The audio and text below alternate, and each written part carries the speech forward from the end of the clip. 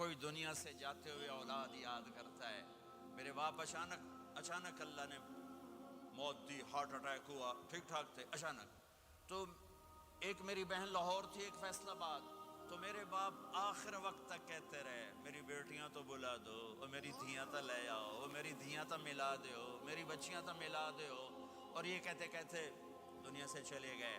ہر آدمی موت کے وقت یہی کچھ کرتا ہے۔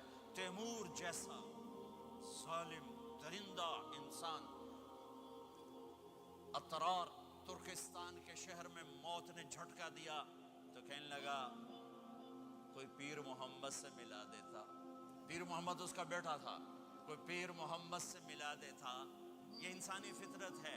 میرے نبی دنیا سے جا رہے ہیں، دنیا سے جانے کا وقت ہے، 12 ربیع الاول ہے، پیر کا دن ہے، 7 جون ہے، 11 ہجری 633 عیسوی۔ جبریل نے آ کے صبح آپ نے ساری بیگمات کو بلایا، رخصت فرمایا، ملاقات کی، بیٹے کو بلایا، کان میں کہا میں جا رہا ہوں۔ وہ رونے لگی، رو نہیں، سب سے پہلے تیری میری ملاقات ہوگی۔ 6 ماہ بعد بیٹی بھی پہنچ گئی باپ کے پاس۔ پھر داماد کو بلایا، ان کا سر اپنی گود میں رکھا، کمر پہ ہاتھ پھیرا، دعا دی، رخصت فرمایا۔ آخر میں اپنی آنکھوں کی ٹھنڈک کو بلایا، کون؟ حسن اور حسین، کہ میری آنکھوں کی ٹھنڈک حسن اور حسین، میرے جنت کے پھول حسن اور حسین۔ یوں لیا، حسن کو یہاں سے لیتے تھے، حسین کو یہاں، حسن کو ادھر اٹھاتے تھے، حسین کو ادھر اٹھاتے تھے۔ حسن سر سے لے کر کمر تک پورے اپنے نانا کے مشابہ تھے، کمر سے پاؤں تک اپنے باپ کے مشابہ تھے۔ حسین اس کا الٹ تھے، سر سے لے کر کمر تک اپنے باپ کے مشابہ تھے، کمر سے لے کر پاؤں تک اپنے نانا کے مشابہ تھے۔ اس مشابہت کی وجہ سے آپ کہا کرتے تھے حسن میرا بیٹا ہے، حسین علی کا بیٹا ہے۔ آخر میں ان کو بلا کر یوں لیا، وہ ساتھی آنسو ٹپ ٹپ ٹپ ٹپ ٹپ ٹپ، بیویوں کو جدا کیا، آنسو نہیں، بیٹی کو جدا کیا، آنسو نہیں، داماد کو جدا کیا، آنسو نہیں، جب بچوں کو جدا کرنے لگے تو یوں آنسو۔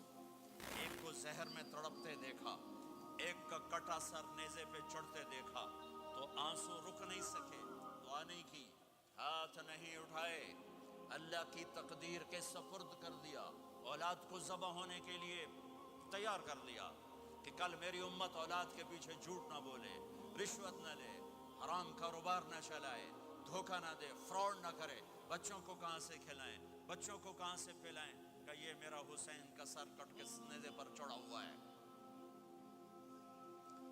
کچھ نہیں بولے، رخصت فرما دی۔ جب سب چلے گئے تو جبریل آ گئے، آپ نے فرمایا کیا ہوا؟ خاموش کھڑے تھے، کہ موت کا فرشتہ دروازے پر ہے، اندر آنے کی اجازت چاہتا ہے۔ اپنے نبی کا مقام دیکھو، موت بھی پوچھ کے آتی ہے۔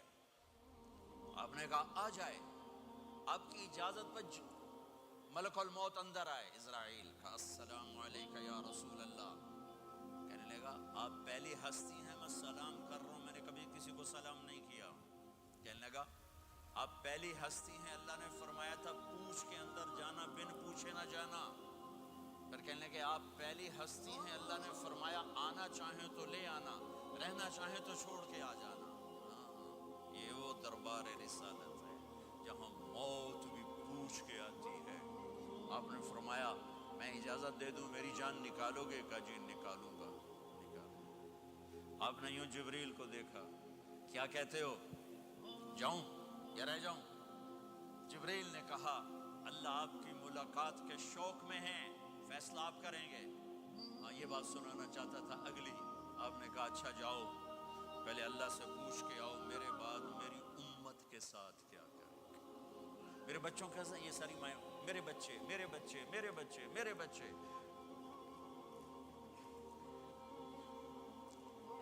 میرے نبی کو تو پتا تھا کہ یہ تڑپ تڑپ کے ایک زہر میں جائے گا اور ایک کا سر کٹ کے نیزے پہ چڑھے گا، کیوں نہیں ان کے لیے ہاتھ اٹھائے؟ ہمارے لیے کیوں روئے کہ جاؤ اللہ سے پوچھ کے میرے بعد میری امت کے ساتھ کیا کرے گا، میں پھر جواب دوں گا۔ جبریل واپس گئے، موت کا فرشتہ کھڑا ہوا ہے، جواب آیا یا رسول اللہ آپ کا رب کہہ رہے ہیں آپ کی امت کو تنہا نہیں چھوڑوں گا، مجھے میرے رب کی قسم جو سن رہا ہے جس نے ہمیں یہاں جمع کیا سنو میری بات غور سے، اگر میرے نبی یہ سوال نہ اٹھاتے تو آج میں اور آپ بھی بندر خنزیر میں بدل چکے ہوتے. میری اور رب کی کوئی رشتہ داری نہیں ہے. اس امت نے وہ سب کچھ کر دیا جو پہلی امتوں نے کیا.